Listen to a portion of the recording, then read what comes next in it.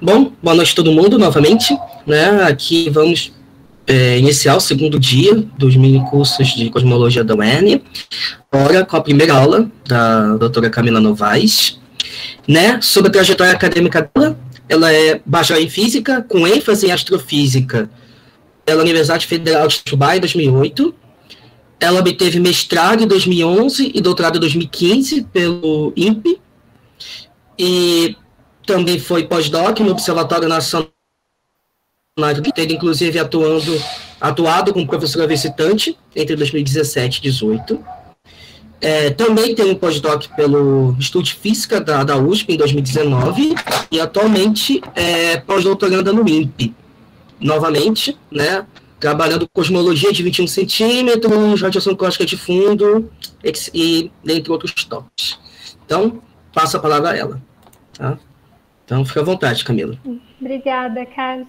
Obrigada por me apresentar 2 vezes. Isso só me faz... Sem problema nenhum, mas merecido. Se quiser, apresento de novo. Não, acho que não precisa, porque isso só me faz lembrar que eu tô ficando velho, porque já desde 2008 que eu terminei a graduação, mas enfim. Fora isso, tudo bem. Eu posso compartilhar a tela já? Sim, à vontade.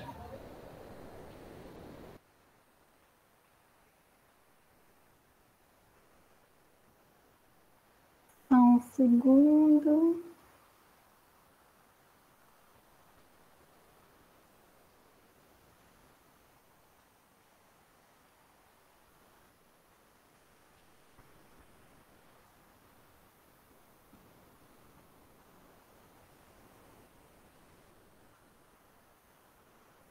Vocês conseguem ver a minha apresentação? Sim, tá aparecendo aqui, viu? Ah, tá. Vou colocar aqui para apresentar. Tá dando para ver em tela cheia? Sim. Tá ótimo. Então, obrigada, Aldinês, Carlos, pelo convite. Nossa, vocês não têm ideia de como eu estou feliz em estar aqui com vocês hoje. Lembrando velhos tempos também. E obrigada também pelo pessoal que está ajudando, né, a organizar isso tudo. Problemas técnicos hoje em dia, com esse negócio remoto, eu acho que é mais do que comum e esperado, né? Então, ontem a gente teve seminários maravilhosos. Eu espero chegar um pouquinho perto que seja, eu já vou ficar feliz.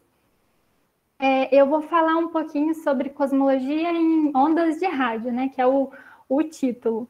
Então, só para fazer um resumo assim, da ideia, né, desses 3 seminários, eu vou começar falando um pouquinho sobre rádio, né, mas vai ser bem básico mesmo.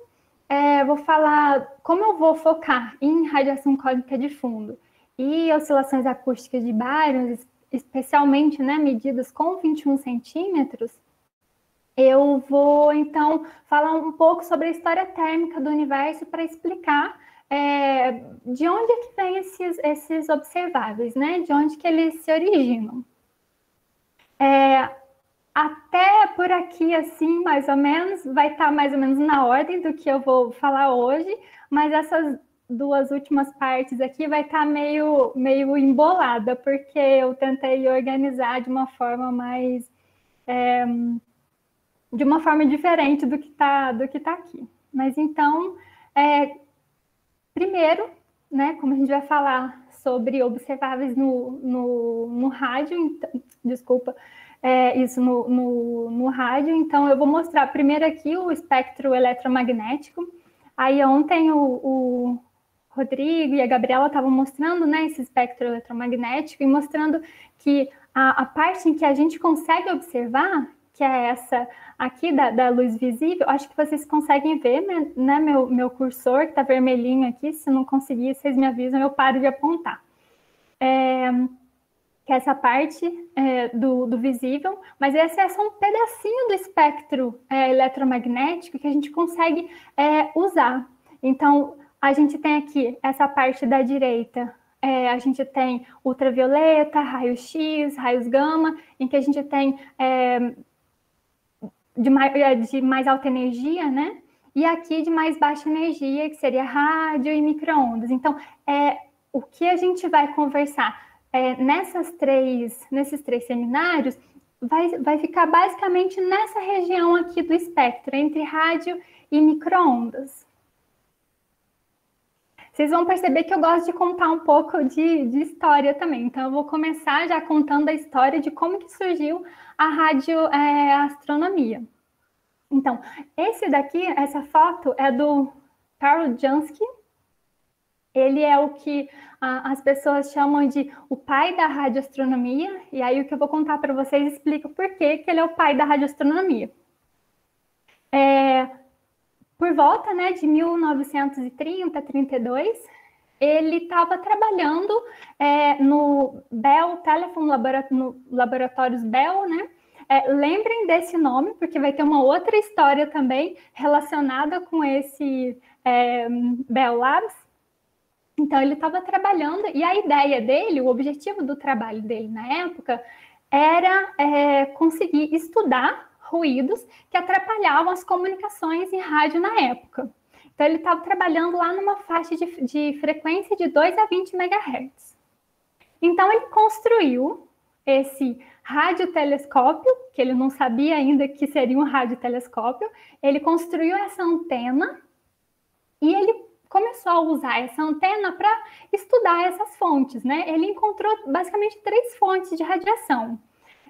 2 delas associadas a tempestades mesmo, então seriam tempestades, aquelas mais, o sinal mais forte eram de tempestades mais próximas, locais, e tempestades mais distantes que tinham um sinal mais fraquinho. E o terceiro sinal que ele identificou, ele não conseguia identificar de onde que vinha, porque ele observava o céu e ele percebia que era uma emissão constante, mas não era de toda a região. Então, dependendo de para onde ele apontava, né, a antena dele, ele media uma amplitude, né, desse sinal. Ele percebeu que esse sinal, esse pico de sinal, esse ruído, ele vinha de uma determinada região no céu e ele era como se fosse periódico. Ele parecia ter 24 horas, então ele achou que fosse do Sol. Só que depois ele foi medindo exatamente esse período e ele viu que não era de 24 horas, mas era de 23 horas e faltava 4 minutinhos para dar as 24. Então ele percebeu que isso não era correspondente ao nosso dia, mas era o dia em que é o período em que as estrelas elas levam, né? Ou seja, a nossa rotação é o dia sideral, né? Que chamam. Então, com isso, ele concluiu que essa terceira fonte de radiação, ela vinha, na verdade, do centro da nossa galáxia. Então, essa foi a primeira vez em que foi feita, em que ele descobriu que ele poderia fazer radioastronomia. Então, o Jansky, ele foi homenageado, né, com a unidade, né, de Jansky, que é basicamente usada para medir densidade de fluxo, né? O quão brilhante que é uma fonte quando ela é observada da Terra. Ok. Então, a gente tem aqui nessa imagem o que a gente chama de janela de observação. A gente tem aqui o espectro eletromagnético e a gente observa aqui que essa região, tem aqui a região do visível, onde a gente tem uma janelinha também. E essa região aqui, em que seria a região, a janela, onde a gente consegue fazer observação com telescópios da Terra. Ou seja, se eu colocar o telescópio em qualquer uma dessas outras regiões aqui que estão em marrom, eu não vou conseguir observar o sinal que vem de fora por causa da nossa atmosfera. Então, a janela de observação que a gente tem para detectar sinal que vem de fora da Terra é essa janela de ondas de rádio, que vai aqui de 1 centímetro a alguns metros, né, de comprimento. Então, é essa a janela de observação que a gente vai estar sempre discutindo aqui. Então, qual que é o detalhe do... Por que usar um radiotelescópio, né? Como que a gente consegue comparar ele aos telescópios, por exemplo, no óptico, que é o que a gente está mais familiarizado. Então, com relação à resolução angular, vamos dar uma olhada nessa equação aqui, onde a gente tem o θ, que seria a resolução do seu instrumento. O que eu quero dizer com a resolução do instrumento? É como eu, sendo míope, eu tiro meus óculos, o que acontece? Não enxergo nada. A resolução angular dos meus olhos vão piorar muito. Então, se eu coloco os óculos, a resolução angular vai melhorar muito, porque eu consigo identificar dois objetos próximos, por exemplo, com mais facilidade do que sem os óculos. Então, é isso que eu quero que eu quero dizer aqui com resolução angular. Então, a resolução angular do meu instrumento, ela vai depender do comprimento de onda que eu estou observando e do tamanho do telescópio que eu estou usando. Então, por exemplo, no caso do óptico, que a gente viu aqui atrás, da luz visível, a gente tem aqui um comprimento de onda e o rádio essa parte. Então, vocês percebem que o comprimento de onda no visível, ele é bem menor que o comprimento de onda no rádio? Isso significa que para ter uma mesma resolução no óptico, a mesma resolução daquela do óptico, uma resolução em rádio, sendo a mesma daquela do óptico, eu vou precisar aqui de um instrumento com dimensões bem maiores. Então, aqui eu coloquei dois exemplos. Esse daqui, que é o Rádio Observatório de Itapetinga, que ele tem 14 metros. Até onde eu sei, ele é o maior radiotelescópio que a gente tem no Brasil. E aqui desse lado, a gente tem o Very Large Array, o VLA, que fica no Novo México. Então, vocês veem que aqui eu não tenho um só telescópio, mas eu tenho um array, né? Eu tenho vários telescópios juntos que vão trabalhar no sistema de interferometria, de forma que, combinando o sinal, né? Combinando de forma apropriada o sinal de todos esses telescópios, eu vou conseguir aumentar essa minha resolução, ou seja, trabalhar com interferometria é muito vantajoso no caso de você trabalhar com radiotelescópio por causa disso. Eu não vou falar muito de interferometria, porque eu sei que o Marcelo vai falar, e muito melhor do que eu, sobre isso na sexta-feira. Então, aqui eu coloquei alguns exemplos de astronomia e cosmologia feita com ondas de rádio. Então, a gente tem aqui um exemplo dos pulsares, né, que foi descoberto usando o sinal em rádio. A gente tem radiogaláxias e a gente tem a radiação cósmica de fundo, medida em rádio, próxima ali do micro-ondas, né, rádio micro-ondas, e a gente tem o sinal de 21 centímetros. Então, o que eu vou focar nesses 3 seminários é aqui, nessa região. Então, a gente vai conversar bastante sobre radiação cósmica de fundo e o sinal de 21 centímetros. Então, vamos começar com a radiação cósmica de fundo. Então, para começar, eu coloquei aqui esse gráfico, que possivelmente vários de vocês já devem conhecer, porque várias pessoas usam esse tipo de gráfico, né, nessas apresentações de cosmologia, para poder dar um panorama geral do que a gente sabe, né, sobre o universo. Então, a gente tem aqui no início o que a gente chama de Big Bang. Então, só ressaltando que a gente não sabe, né, se teve realmente uma grande explosão, porque a gente não sabe o que aconteceu naquele iniciozinho.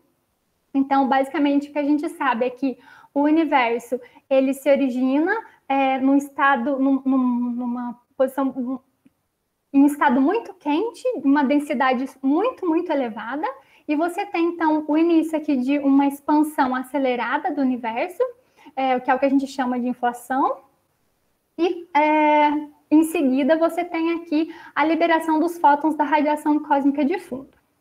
Fiquem tranquilos que eu vou explicar melhor como que isso acontece.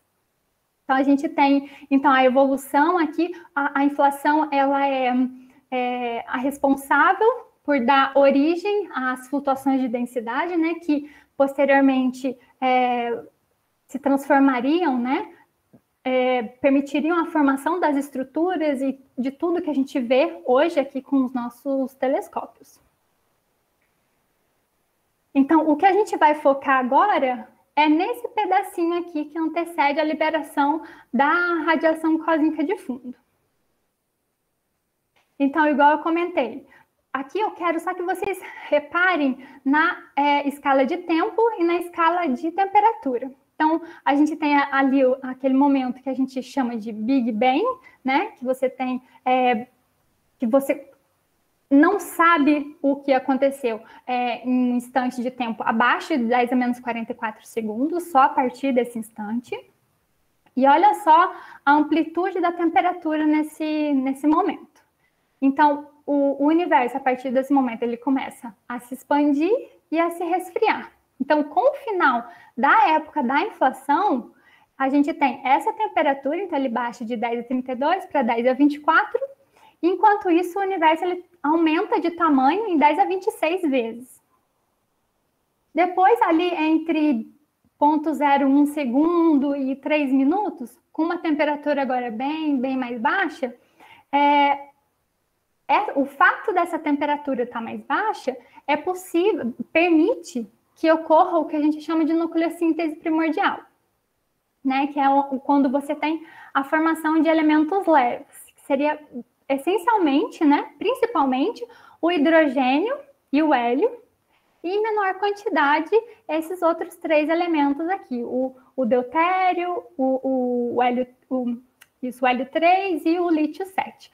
Então, essa nucleossíntese primordial, ela também serve como um teste da cosmologia padrão que a gente conhece, porque você não consegue explicar a quantidade de hidrogênio e hélio que a gente observa hoje, se não for com essa origem lá no início do universo. Então, continuando, você tem ali uma alta densidade, uma alta temperatura, e por causa disso, você tem esse acoplamento, o que a gente chama de acoplamento entre a matéria e a radiação. O que eu quero dizer com acoplamento entre esses dois componentes? Isso significa que, pelo fato da temperatura aqui estar muito elevada, a gente tem uma espécie de fluido de matéria e radiação, um plasma de matéria e radiação, em que toda vez que um próton ele tenta pegar um elétron para formar um átomo, o que acontece? Esse fóton, que está muito energético, né, está com a temperatura muito alta, ele vem e espalha. Então, esse meio, ele é totalmente ionizado por causa disso, por causa dessa alta temperatura. E por isso, então, por causa dessa relação, né, dessa ligação entre a matéria e a radiação, a gente diz que eles estão acoplados. E, de novo, o universo ele continua se expandindo e continua se resfriando. Lá por volta de 10 a 11 segundos, a gente tem o que a gente chama de igualdade entre a matéria e a radiação. O que isso vai significar? Nesse momento em que o universo foi se resfriando, a temperatura dele ela baixou o suficiente para que os núcleos e os elétrons agora sim possam começar a se combinar, né, para formar esses átomos estáveis. Aí vejam qual que é a temperatura, né, nessa época aqui, de 3.000 Kelvin. E por volta aqui de 10 a 12, 10 a 13 segundos. Então, a gente tem aqui o plasma e com essa igualdade entre a matéria e a radiação, com essa temperatura mais baixa, você tem início a essa época de recombinação. A gente chama isso, o nome padrão é de recombinação, mas esses elementos, esses núcleos e elétrons, eles nunca tinham se combinado antes. Então, não é bem uma recombinação, seria mais uma combinação, mas esse é o nome padrão. Então, quando os elétrons e os prótons, né, e os núcleos, eles começam, então, a se juntarem para formar esses átomos, e essa temperatura já desses fótons, né, esses fótons já não tem energia suficiente para espalhar esse elétron, o que vai acontecer é essa época do desacoplamento. Ou seja, o que você tem aqui é que, como esses fótons não têm mais essa energia para espalhar, eles vão começar agora a se propagar livremente pelo universo. Então, você pode pensar nisso como a luz que entra na nossa atmosfera e ela começa aqui ela não consegue ultrapassar essa barreira aqui, então ela vai espalhando, essa luz vai espalhando. Então, o que a gente consegue observar aqui com o nosso olho é a luz que sai daqui. Então, a gente não sabe o que aconteceu aqui atrás, mas somente essa luz que saiu aqui dessa camada. Então, a mesma coisa acontece com a radiação cósmica de fundo.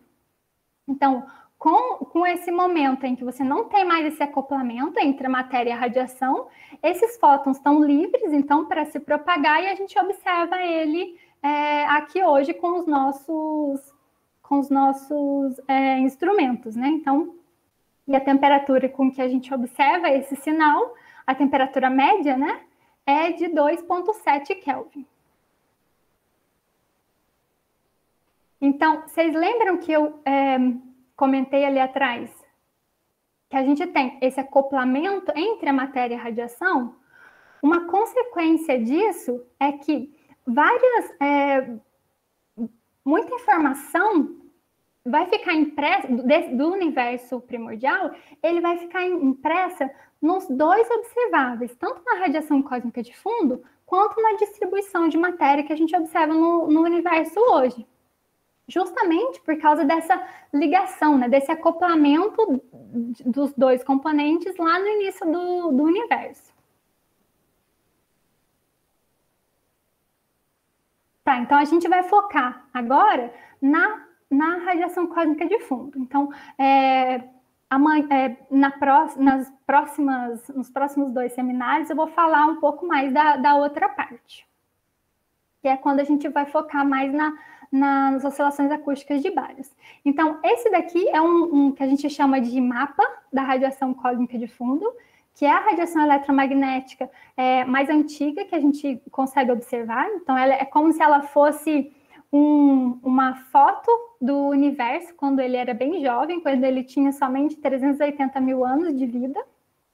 Então, como se fosse o universo bebê. Então, essa daqui é a foto, e a gente tem aqui essas flutuações, que serão as flutuações de temperatura que a gente observa nesse campo de radiação. Então, só para fazer um parênteses para o pessoal que nunca viu, né, esse tipo de gráfico, esse tipo de imagem, você pode fazer uma comparação disso com aqueles mapas mundi mesmo, em que a gente tem aqui a foto, né, da Terra, e a gente simplesmente estica ele para observar toda a superfície dessa forma aqui. Então, aqui com a radiação cósmica de fundo é a mesma coisa, só que ao invés de você estar observando para dentro, na radiação cósmica de fundo, você está observando para fora. Então, da mesma forma, você estica isso num plano para conseguir observar todas as flutuações aqui como um todo. Então, eu coloquei aqui o nome da ferramenta que a gente usa muito para fazer análise desse tipo de dados, que eu vou mostrar também para vocês que com 21 centímetros funciona de uma forma muito parecida. Então, a ferramenta que a gente utiliza é a mesma. Eu vou voltar a falar sobre ele e vou dar alguns exemplos também sobre como usar essa ferramenta para quem se interessar um pouco sobre essa parte.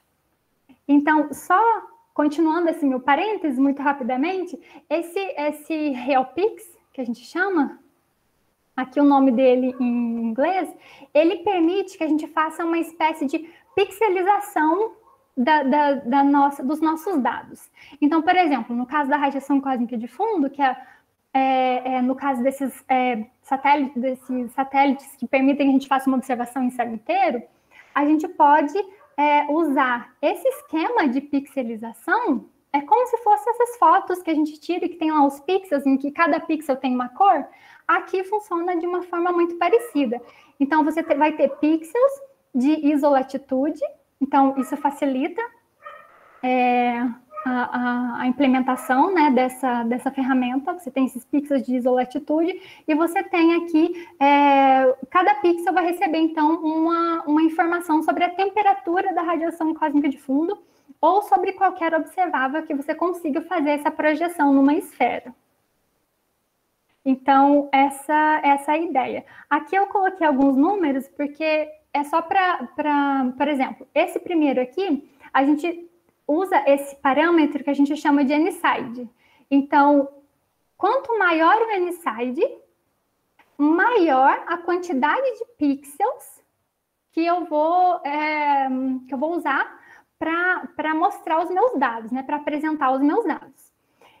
A relação entre a quantidade de pixels e esse parâmetro NSIDE é essa daqui. Então, aqui a gente vê qual a quantidade de pixels que a gente usa para apresentar aquele observável. Então, eu coloquei aqui 2 exemplos. Para o caso do WMAP, que tinha uma resolução um pouco mais baixa que o Planck, que são 2 satélites usados para medir radiação cósmica de fundo. Eu vou falar também um pouquinho mais para frente sobre eles. A gente vê aqui que o WMAP ele usa uma resolução que tem um parâmetro NSIDE de 512, enquanto que o Planck ele tem uma resolução bem mais alta. Então, aí eu acho que vocês conseguem fazer as contas de quantos pixels a gente usa para mostrar, né, para apresentar os dados de cada um desses instrumentos. E dá para perceber o quanto que um evolui, né, para chegar no outro. Que é uma espécie de desafio instrumental, né? Aqui a gente tem uma foto em que a gente compara a resolução angular dos 3 principais, assim, instrumentos, principais no sentido de que eles são os instrumentos que conseguiram fazer uma observação em céu inteiro. Então, a gente tem o COBE em 92, o WMAP em 2003 e o Planck aqui que foi com resultados a partir de 2013. Então, dá para perceber que nitidamente, principalmente daqui para cá, a melhora da resolução angular, ou seja, a gente consegue identificar flutuações de temperatura que distam de um θ ali, né, bem menor, e aqui para o caso do Planck também. A gente vai voltar nesse assunto depois. Então, mais uma historinha, prometo que é a última de hoje, sobre a descoberta da radiação cósmica de fundo. Eu gosto de contar essa história porque, assim como aquela descoberta que você podia fazer radioastronomia, foi algo por acaso, a descoberta da radiação cósmica de fundo também foi por acaso. A gente lembra que lá em 1929, a gente teve a descoberta pelo Hubble de que o universo estava se expandindo. A partir disso, outros pesquisadores, né, da época, eles pensaram então o seguinte: se o universo ele tá se expandindo hoje, significa que no passado ele estava numa região muito menor do universo e provavelmente teve um momento em que ele estava com uma densidade bem alta e, consequentemente, uma temperatura muito alta. Isso significa que a gente deveria esperar observar uma radiação que seja remanescente desse período de elevada temperatura e densidade do universo. Aqui, nessa época, eles calculavam que essa temperatura seria ali da ordem de 5 Kelvin. Aí o que aconteceu foi que ali pela década de 60, o Peebles e o Dick, lá da Universidade de Princeton, eles estimavam que a temperatura dessa radiação seria da ordem de 3 a 50 Kelvin. E aí eles começaram a tentar vender o peixe deles e tentar fazer com que as pessoas tentassem observar esse sinal. Porque toda a teoria que eles tinham desenvolvido mostrava que deveria ter um sinal e a gente precisava observar isso para estudar, né, a evolução do universo. Mas o problema é que nessa época, lá na década de 60, todo o dinheiro, muito dinheiro estava sendo investido em telecomunicação. Então, os radiotelescópios que estavam sendo construídos naquela época não era para fazer astronomia e tentar buscar um sinal de pesquisadores doidos. Então, esses satélites, eles estavam voltados para seguir esses satélites, né, de telecomunicação da época. Então, esses radiotelescópios que você tinha na época. Aí, o que aconteceu foi que, nessa década, né, por volta ali de 65, dois astrônomos, o Arnold Penzias e o Robert Wilson, que está aqui nessa foto, eles perceberam que eles podiam usar, aí que eu pedi para vocês lembrarem, né? Olha o local onde eles estavam trabalhando, naqueles laboratórios Bell, então, que são para telecomunicação. Então, eles estavam trabalhando aqui com essa antena e eles perceberam que eles podiam fazer radioastronomia com essa antena. Aí foram eles fazer radioastronomia, né, observar a galáxia, que era o objetivo deles, a princípio, e eles começaram a perceber que tinha um sinal, um ruído bem fraquinho que estava chegando de todas as regiões do céu que eles apontavam o telescópio deles. Então, estava chegando ali aquele sinal, e não importa o que eles fizessem, eles tentaram calibrar, checar tudo que poderia estar dando problema ali no telescópio deles, inclusive sujeira de passarinho, eles também cogitaram ser essa possibilidade, e nada. O sinal continuava vindo de todos os lados que eles apontavam o telescópio deles. Aí, um belo dia, eles foram num evento, né, nesses meetings que a gente sempre participa, e aí eles conversaram com pesquisadores de lá. Quais pesquisadores? O Dick e o Peebles. E aí o Dick e o Peebles perceberam. Olha só, eles identificaram essa radiação que a gente tá estudando há tanto tempo e que a gente tá dizendo que existe. Então, uma coisa bateu com a outra, né? Então, eu coloquei aqui um desenho dessa televisão antiga, porque como o sinal da radiação cósmica de fundo, ele é em rádio, uma fração provavelmente, muitos de vocês aí que estão assistindo nem vão, provavelmente nunca viram uma televisão como essa, mas quando você não tinha sinal, você não conseguia sintonizar a sua televisão, ela ficava com essa imagem aqui, com esse ruído. Então, uma pequena fração desse ruído que chegava nessa televisão era da radiação cósmica de fundo. Então, o que o Penzias e o Wilson, eles encontraram foi um sinal, uma radiação isotrópica, com uma temperatura média ali de 3,5 Kelvin, e eles estavam trabalhando aqui nessa frequência. Então, aqui está o artigo que eles publicaram na época para apresentar os resultados deles. Então, vocês veem que você tem uma emissão aqui, um sinal um pouco mais forte na região da nossa galáxia e uma observação bem isotrópica, né? Então, o que aconteceu foi que quem observou, não quem previu, mas quem observou a radiação cósmica de fundo foi quem ganhou o prêmio Nobel por essa descoberta, né? Que foi o Penzias e o Wilson, lá em 1978. Com a descoberta, né? Com a confirmação de que essa radiação cósmica de fundo, elas realmente existiam, aí sim as pessoas começaram a investir nessas observações para tentar entender melhor esse sinal que estava chegando. A gente tem aqui as medidas feitas com o experimento Kolbe. Então, ele é aquele primeiro experimento que eu mostrei para vocês, que eu comentei ali atrás, que é o primeiro que faz essa observação em céu inteiro da radiação cósmica de fundo. Essa é aquele artigo do Dick e colaboradores, né, do Peebles. E a gente tem, então, o que seriam os resultados do Kolbe, os principais resultados do Kolbe. Seria, então, essa confirmação da radiação cósmica de fundo, que era não somente um sinal constante em todo o céu, mas ela também apresenta o que a gente chama de anisotropias, que seriam essas flutuações de temperatura.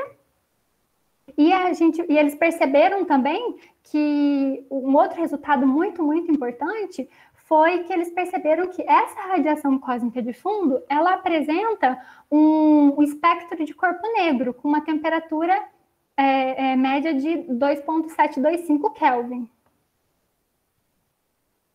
Que é um corpo negro muito perfeito. Então, em 2006, o Prêmio Nobel de Física de 2006 foi justamente pela descoberta dessas flutuações de temperatura na radiação cósmica de fundo, que foi ganho pelo Smoot e o Metter. Então, o espectro de corpo negro da radiação cósmica de fundo, ele meio que prova essa interação, esse equilíbrio que havia lá no início entre a matéria e a radiação. Então, isso mostra que eles estavam em equilíbrio e, por conta disso, eles criaram um espectro do tipo Planck. Esse espectro, né, do tipo Planck, ele não se modifica com a expansão do universo por conta disso daqui. Então, a gente tem aqui, quando você tem uma emissão aqui de uma onda eletromagnética, e conforme esse sinal, ele se transporta, né, pelo universo, sendo observado pela gente aqui, hoje, a gente vê que o sinal que estava com um comprimento de onda bem pequeno, bem menor lá no início, ele vai tendo o seu comprimento de onda sendo esticado e observado aqui hoje em comprimentos de onda bem maior, no caso, em comprimentos de onda de rádio. Então, essa frequência, ela é diretamente proporcional ao redshift, né, de 1 mais esse redshift, assim como a temperatura. Então, esse termo aqui dessa equação, né, ele fica constante. Então, por conta disso, a gente tem esse espectro que não é modificado por causa da expansão do universo. Então, a gente tem as flutuações de temperatura. Então, quando a gente olha para o céu, o que a gente observa? Não é basicamente as flutuações de temperatura, a gente tem tudo junto. Então, o que seria esse tudo junto? A gente observa, a gente vê uma temperatura média da radiação cósmica de fundo, não coloquei unidade aqui, mas é Kelvin. Então, a gente tem uma temperatura média, que é a mesma em todas as direções que a gente aponta o nosso telescópio, como o Penzias e o Wilson mostraram, observaram. E a gente tem o segundo sinal mais forte, que é o do dipolo. Esse dipolo, ele não é um sinal cosmológico, mas ele é basicamente um resultado do nosso movimento com relação ao referencial da radiação cósmica de fundo. Então, na região onde a gente tá se direcionando, né, a região onde a gente está se movendo, esse movimento nosso, com relação ao referencial da radiação cósmica de fundo, causa esse efeito aqui, né, nesses dados. Então, para você fazer cosmologia e usar esses dados, você precisa primeiro remover o multipolo e remover esse dipolo, que não é um sinal primordial.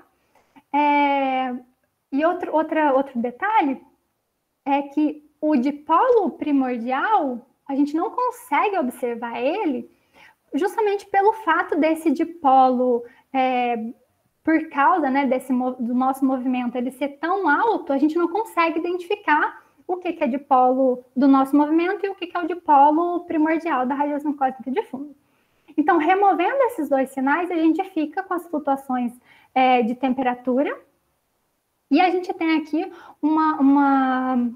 as flutuações com uma amplitude ali média de 10 a menos 5. Ok, então a gente olha para o céu e vê, então, essas flutuações de temperatura. Matematicamente, como é que a gente consegue trabalhar com essas flutuações de temperatura, né, e analisar esses dados? A gente tem essas flutuações, a gente consegue escrever essas flutuações em termos da direção no céu, e pelo fato da gente estar observando para fora, e a gente está observando como se fosse numa esfera, a gente consegue expandir essas flutuações, escrever essas flutuações de temperatura em termos de harmônicos esféricos dessa forma aqui, onde a gente tem aqui esses ALMs, esses coeficientes ALMs, e aqui os harmônicos. Então, esses ALMs, eles, que são esses coeficientes daquela expansão, eles são escritos assim, dessa forma, e aqui as flutuações e aqui os harmônicos. Então, o que isso fornece para a gente? Dos ALMs, eu consigo extrair o que a gente chama, e o que é muito, muito utilizado, que é o espectro de potência angular, que são esses CLs.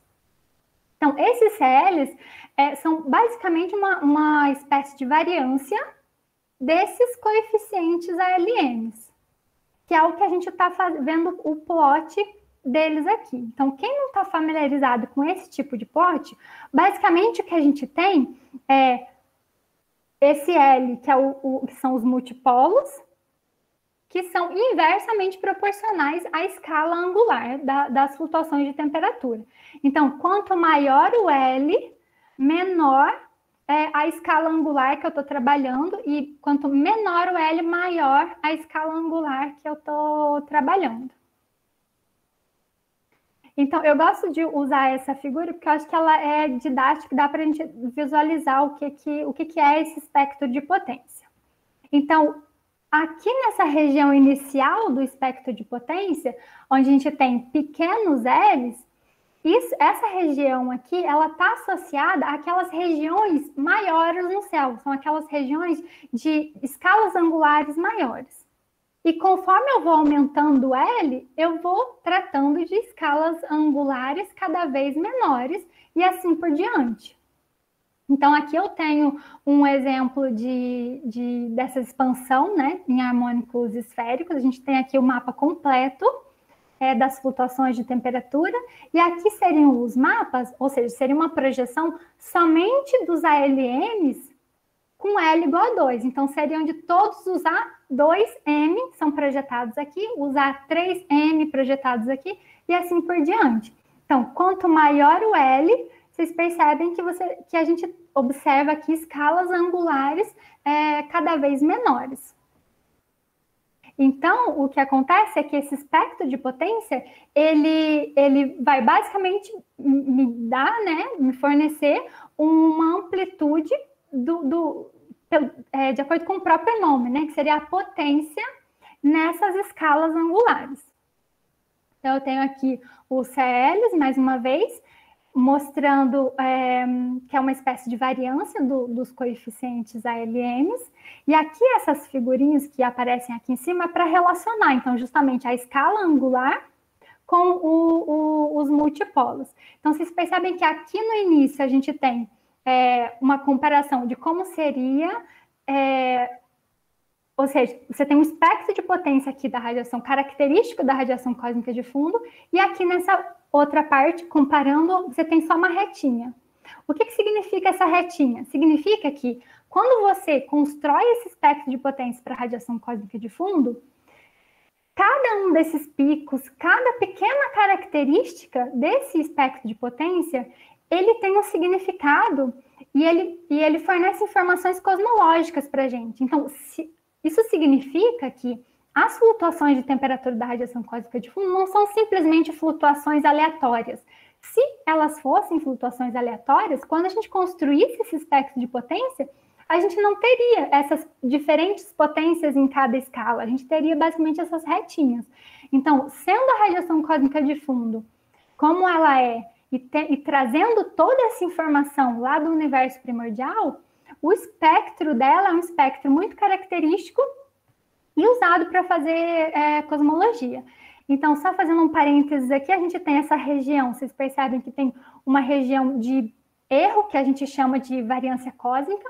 Essa variância cósmica, ela está basicamente associada a uma quantidade estatística mesmo, porque os CLs, eles são uma espécie de variância dos ALMs. Só que, quanto menor o L, menor é a quantidade de ALMs que eu tenho para calcular essa variância. Então, a minha estatística, ela vai ser pior quanto mais baixo o L, porque eu tenho uma quantidade menor de ALMs. Então, isso significa que não importa o quão perfeito seja o meu instrumento na hora de medir a radiação cósmica de fundo, eu vou sempre ter essa barra de erro maior aqui nessa região. Isso, essa equação aqui que eu mostrei, ela é válida quando você observa o céu inteiro. Se você não observa o céu inteiro, que é algo que sempre acontece, porque a gente nunca consegue observar o céu todinho, né, e usar o céu inteiro, a gente ainda tem que levar em conta o fato de que a gente tem uma fração aqui do céu que está sendo observado. Então, isso também tem que entrar na conta na hora de fazer esse cálculo aqui dessa variância cósmica. Aí, algumas características, né, da radiação cósmica de fundo. Deixa eu ver quanto tempo que ainda tenho. Acho que 5 minutos. Então, a gente tem, de acordo com a inflação, né? A inflação, o modelo inflacionário, ele prevê que a radiação cósmica de fundo, ela seria gaussiano. Isso significa o quê? Em termos práticos aqui para a gente, significa que toda a informação importante, né? Toda a informação da radiação cósmica de fundo, ela está contida na função de 2 pontos, ou o correspondente espectro de potência angular. Então, o espectro de potência angular, né, o CL, que eu mostrei para vocês aqui atrás, ele está relacionado com essa função de 2 pontos, que a gente chama de C de θ, através aqui dessa equação que usa os polinômios de Legendre. Então, essa função de 2 pontos, então, só para vocês terem uma ideia do que é essa função, pensa lá no seu céu, que está todo pixelizado, então você vai fazer uma média sobre a multiplicação. Então, você tem um pixel com uma determinada temperatura X e um outro pixel com uma temperatura Y. Você tem a multiplicação entre eles. Então, você vai pegar todos os pares de pixels que têm uma distância θ e vão fazer uma média dessa multiplicação entre as temperaturas, da temperatura dos dois, né? Então, isso é a sua função de 2 pontos. Esse gráfico aqui, ele mostra a função de 2 pontos calculada sobre os dados mesmo da radiação cósmica de fundo, aqui nessa curvinha colorida aqui azul. E essa curva preta, ela é o que seria esperado pelo modelo cosmológico padrão. Eu acho que eu não vou ter tempo de falar sobre isso hoje, então eu provavelmente vou voltar nisso amanhã, mas eu não vou dizer para vocês o que é isso daqui, o porquê que eles estão diferentes, então eu vou pedir para vocês pensarem um pouquinho, e se alguém já ouviu falar sobre isso, coloca no chat do YouTube e aí vocês me falam. Então eu vou deixar isso daqui em aberto e a gente volta a falar sobre isso depois.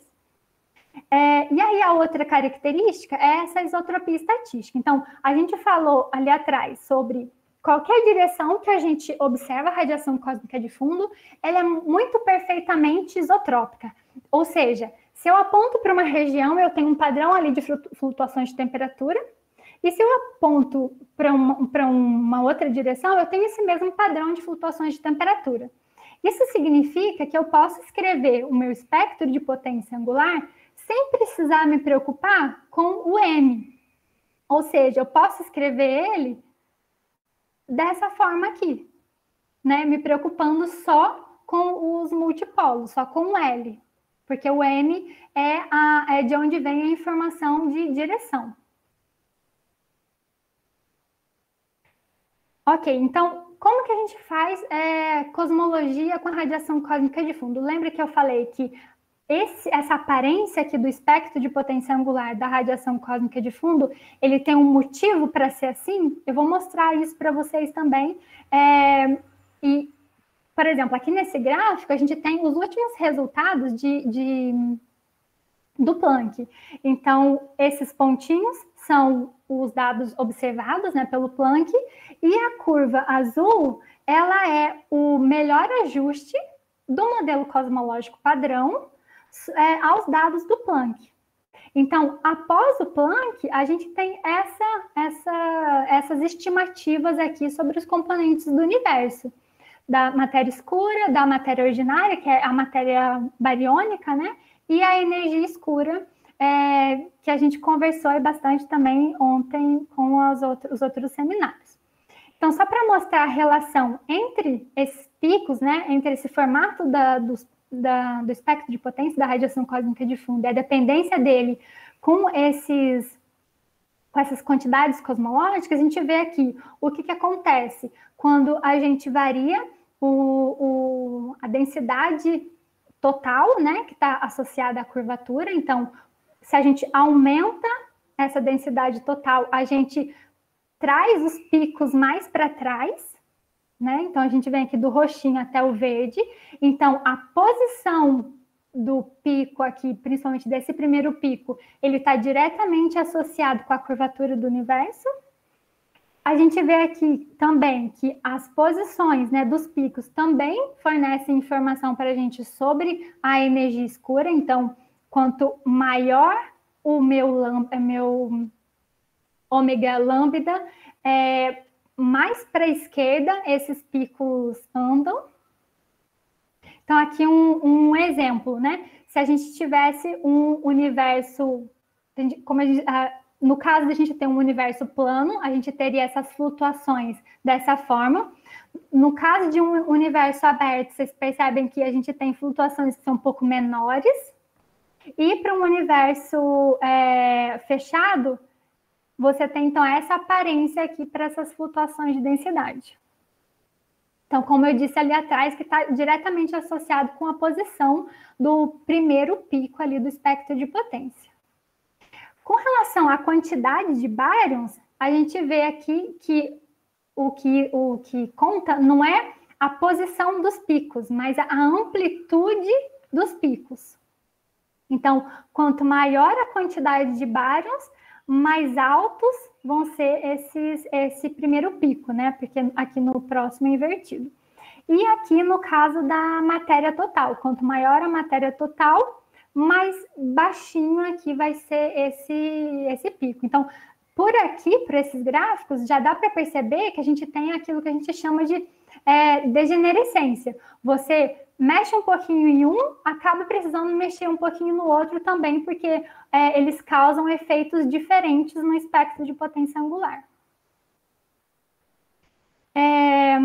Então, voltando, né, no que eu comentei lá atrás, sobre aquele desafio instrumental, sobre a resolução que a gente observa, esses são os três principais instrumentos usados para medir a radiação cósmica de fundo, além de diversos outros, a bordo de balão e no solo também, então COBE, o WMAP e o Planck, e de novo aquela imagem que eu mostrei. Então, o que exatamente que significa isso, né? O que é esse desafio? Por que as pessoas querem tanto medir isso com uma resolução angular muito boa? Aqui a gente tem um exemplo de espectro de potência medido com o COBE, por exemplo, aqui que tem. Então, esses pontinhos em vermelho são os dados do espectro de potência medidos com o COBE, com essa resolução angular que a gente está vendo aqui de 7 graus. Então, com 7 graus, olha até onde que o COBE conseguiu medir o espectro de potência. Então, lembrando que essa região de baixos multipolos corresponde a escalas angulares maiores, então o COBE ele conseguiu medir esse comecinho. Então, vocês percebem que essa curva rosa e essa curva azul, que correspondem a modelos cosmológicos totalmente diferentes, todas as duas estão bem coerentes com os pontos aqui, os dados do COBE.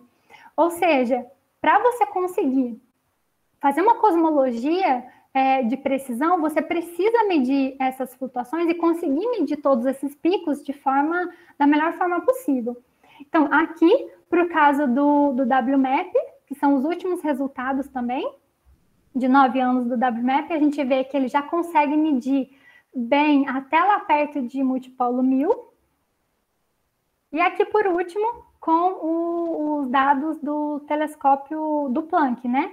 Com os dados ali de 2020. Então, vocês percebem que ele mede isso com uma barra de erro muito pequena até multipolos bem elevados aqui.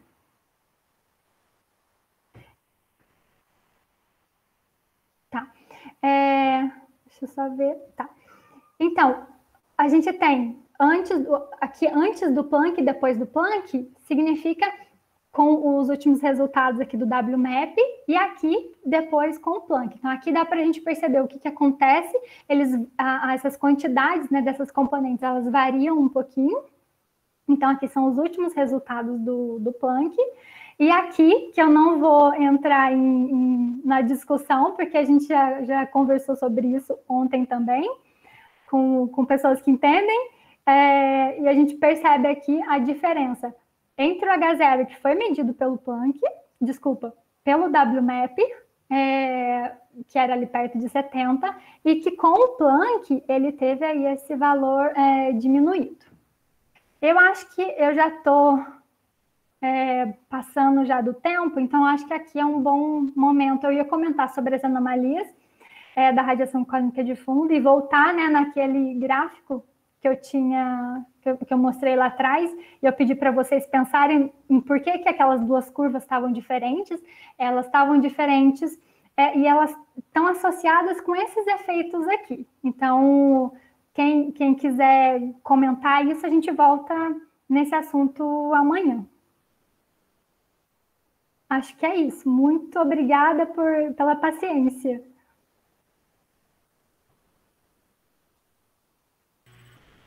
Ok, Camila, obrigada pela apresentação, uma ótima apresentação. Você me escuta direitinho?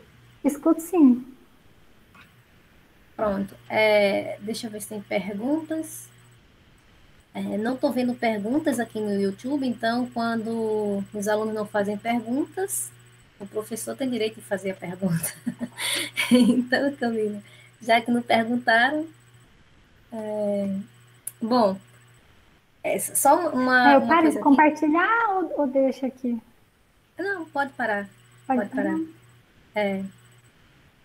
Eu só queria enfatizar, né, que esses minicursos são extremamente importantes, né, para a formação de cada um. Então, assim, aproveite a oportunidade, façam perguntas, porque a oportunidade é agora, né? E às vezes as pessoas não perguntam porque acham que é uma pergunta boba, ou então porque não tem coragem de perguntar e tal.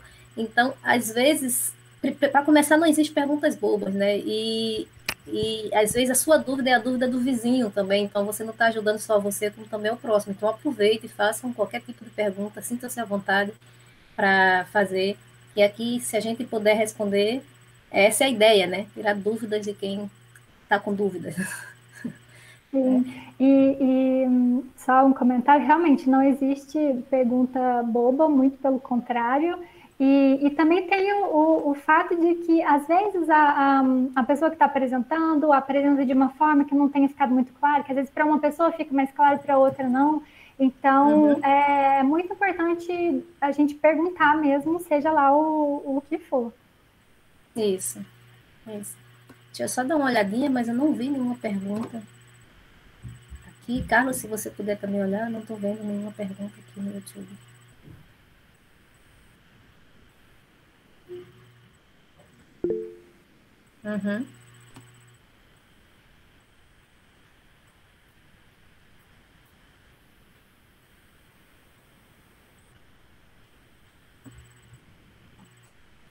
Ok.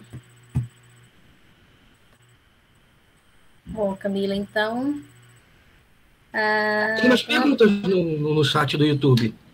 No chat do YouTube, exatamente, eu vi agora. Tem a pergunta do Hernandes, né? Tem duas perguntas do Hernandes, tem uma do Ricardo César, vou ler. Tem uma do Elias Brito, agora vai um monte, né? E uma do Antônio Moraes. Eu não estou conseguindo visualizar no YouTube, mas tudo bem. A pergunta do Hernandes eu consigo visualizar. Diz o seguinte: qual é a causa física das flutuações de temperaturas na radiação cósmica de fundo? E a segunda pergunta... tá, desculpa, pode falar. Essa é a primeira pergunta, né? E a segunda pergunta é: a distribuição dessas flutuações é gaussiana ou não? Isso, então, excelentes perguntas, mas não vou poder falar muito sobre a primeira, porque senão vai dar spoiler demais para a apresentação de amanhã. Então, porque, assim, assiste a apresentação de amanhã, isso, né? Tem que assistir a apresentação de amanhã, pelo menos assim eu consigo amarrar vocês. As flutuações de temperatura da radiação cósmica de fundo, como eu mostrei, né, naquele gráfico, elas não são aleatórias, muito pelo contrário. Cada amplitude, cada posição ali de pico, ela tem um significado físico e a física do universo primordial que ficou impressa nessa distribuição de temperatura que leva o espectro a ficar daquela forma. Então, o que eu vou mostrar para vocês amanhã é que a gente tem o que a gente chama de flutuações primordiais. Então, eu vou mostrar os principais efeitos lá no universo primordial que são responsáveis por cada amplitude, cada posição de pico no espectro da radiação cósmica de fundo. E vou mostrar também o que são as flutuações secundárias, que é de origem depois do último espalhamento da radiação cósmica de fundo, ou seja, depois que ela passou a transitar ali pelo universo transparente para ela, e a gente observa ela aqui. Então, o que aconteceu desse momento até hoje serão essas secundárias, e aí eu vou explicar direitinho para vocês amanhã. E a segunda é se ela é gaussiana, né? Isso, e ela acabou de fazer uma terceira também.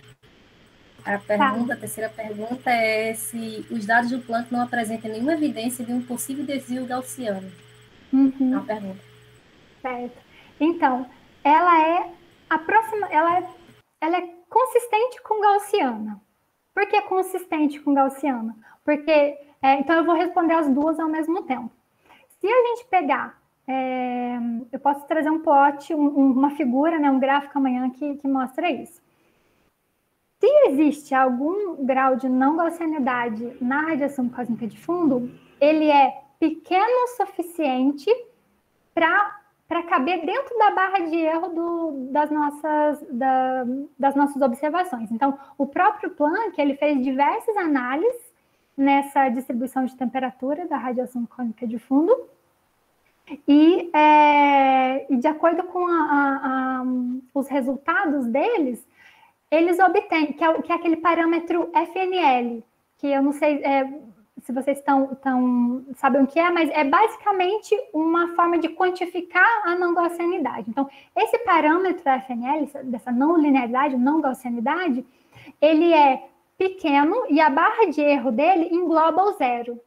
Então, isso mostra para a gente que esse resultado obtido, ele é consistente com o gaussiano. Então, se tiver uma não gaussianidade, ela é muito pequenininha. E o que era depois? Era só isso. Se os dados de Planck... Tem outras perguntas aqui, né? Tem mais duas. Tem uma pergunta aqui deixa eu ver aqui na ordem, né? Tem a pergunta aqui do Ricardo César Vorley. Ele pergunta o seguinte: Camila, a resolução instrumental é fenomenal. Você saberia dizer se relíquias e halos de rádio em aglomerados de galáxias não atrapalham as leituras da radiação cósmica desses instrumentos? Vou falar disso amanhã também, mas a resposta é sim, atrapalha. Um exemplo é o efeito que a gente chama de efeito Sunyaev-Zeldovich. Eu vou explicar amanhã o que é. E ele é basicamente o resultado da interação dos fótons da radiação cósmica de fundo com o aglomerado de galáxias. Então, esse é o resultado dessa interação, essa mudança na temperatura dos fótons, por causa dessa interação, eles causam sim um efeito nos nossos dados, né? Então, você vai ter um efeito ali que ele é secundário, ele não é cosmológico, né? Ele não é primordial. e que pode, sim, influenciar nos seus resultados, porque Camila, só um momentinho. Carlos, por favor, desliga seu áudio, está estourando. Aí... Pronto. Então, o que vai acontecer é que esse sinal ele vai ficar impresso na distribuição de temperatura da radiação cósmica de fundo, e como esses objetos, por exemplo, os aglomerados de galáxias, eles têm uma dimensão pequena, né? A gente está falando, então, de pequenas escalas angulares, o efeito que ele causa é justamente naquele rabinho do espectro de potência, onde ele começa a diminuir ali de amplitude. Então, aquela parte é que é afetada. Então, quando você vai fazer cosmologia com esses dados, você precisa levar em conta e tentar identificar esse sinal. Muitas vezes, a gente tem também fontes pontuais, por exemplo, que é o sinal de outras galáxias, e que vai influenciar também nessa região do espectro, que a gente precisa remover essa região do céu que é contaminada. Então, eu vou mostrar também depois o que a gente chama de máscaras, que é o que a gente usa para remover essas regiões que são contaminadas. Então, sim, a gente precisa levar em conta esses sinais. Ok. Tem mais duas perguntas aqui, Camila. É do Elias Brito. Ele fala o seguinte: no slide sobre o desafio instrumental, você mostrou duas hipóteses teóricas que batem com os resultados experimentais do COBE. Quais são essas hipóteses? Boa pergunta. Vou olhar no artigo de onde eu peguei aquela figura, porque eu não me lembro quais eram as duas hipóteses. Mas dá para perceber que elas são bem diferentes, e as duas ficavam próximas ali do que o COBE observa. Então, aproveitando que a gente não vai ficar por aqui, eu vou trazer essa informação para vocês também, então. Ok, tem mais uma que diz o seguinte, do Jonathan Moraes: a radiação cósmica de fundo pode nos contar a história do início do universo. É possível a partir dela entender o início do universo mesmo? Eu não entendi a pergunta. É possível a partir dela entender o início mesmo do universo? Eu acho que está falando justamente sobre o universo primordial mesmo, talvez pré-inflação. Sim. É verdade. Tá, entendi. É o que eu entendi. A radiação cósmica de fundo, ela traz essas informações, ou seja, fica impresso todos esses efeitos físicos que acontecem ali nesse momento antes, fica impresso. Então, eu vou comentar também sobre as oscilações acústicas de Bares e todos esses processos físicos.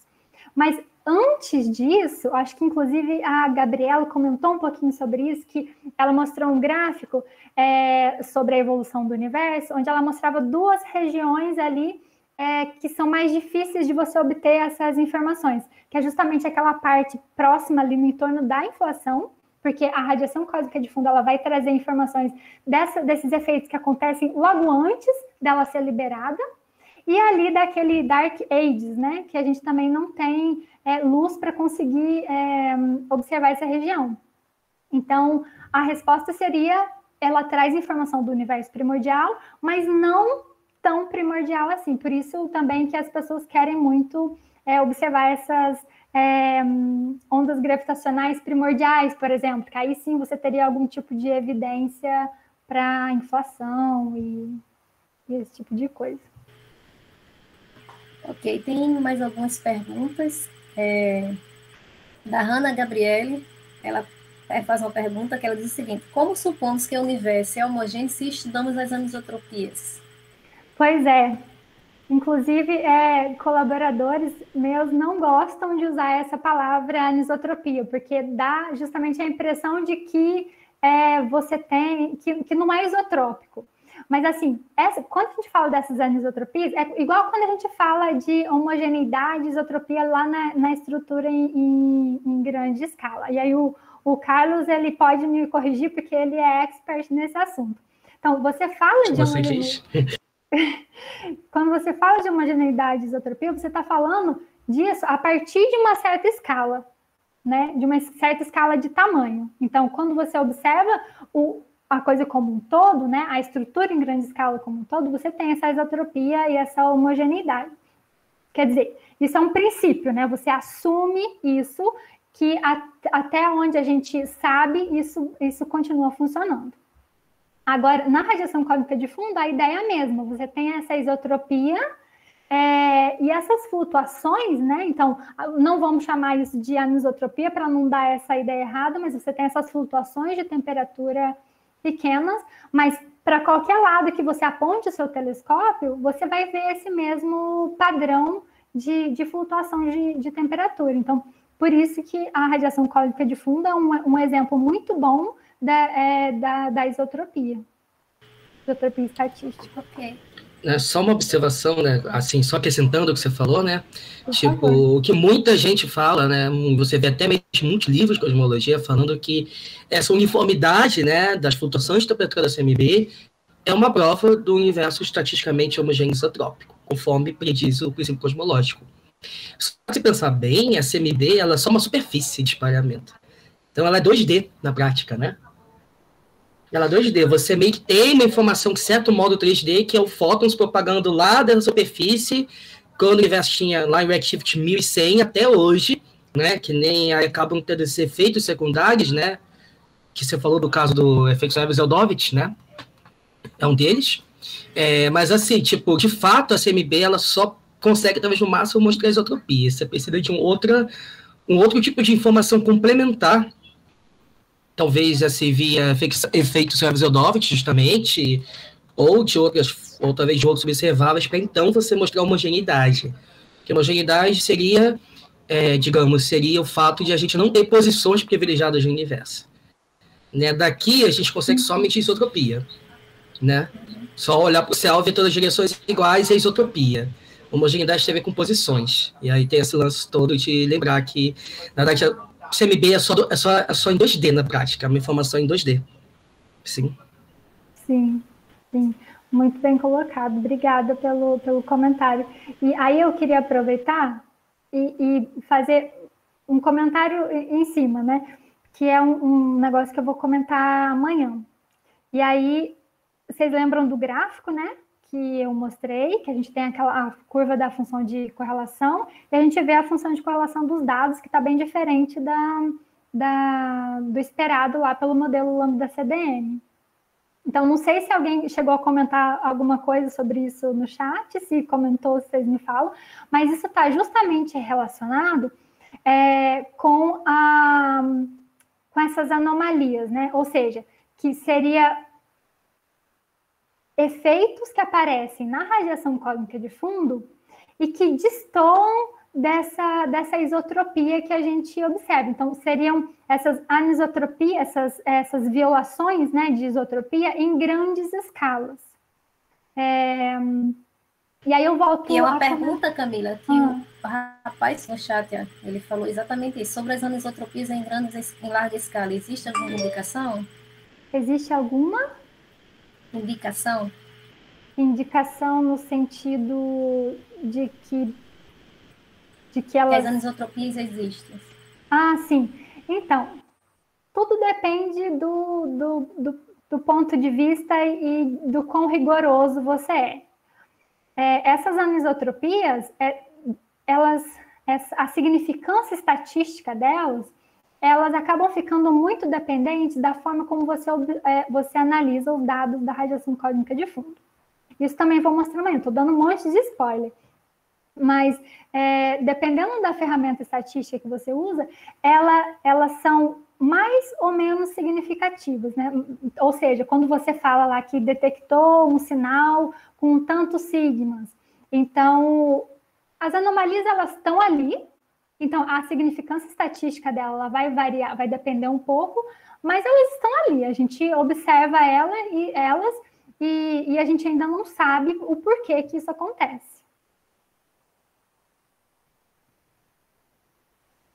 Ok, tem mais uma outra pergunta, mas aí é do Valdir, que ele pergunta sobre o que significa o L, mas eu acredito que ele pode, amanhã você pode dar mais informações sobre isso, mas ao mesmo tempo isso aí você encontra em várias literaturas, Valdir. Então, assim, Camila, se você tiver alguma referência de livro, Tá. ou que você pode indicar para o pessoal que está querendo aprender sobre a radiação cósmica de fundo, sim, se você puder indicar. Indico. O L dos multipolos, né? Isso. Sim, eu vou trazer então amanhã e aí eu mostro para vocês. Uhum. Pronto, eu não estou vendo mais perguntas. Meu YouTube está meio atrasado, mas se alguém tiver vendo alguma pergunta, Carlos? Parece mesmo, né? Então, Camila, muito obrigada.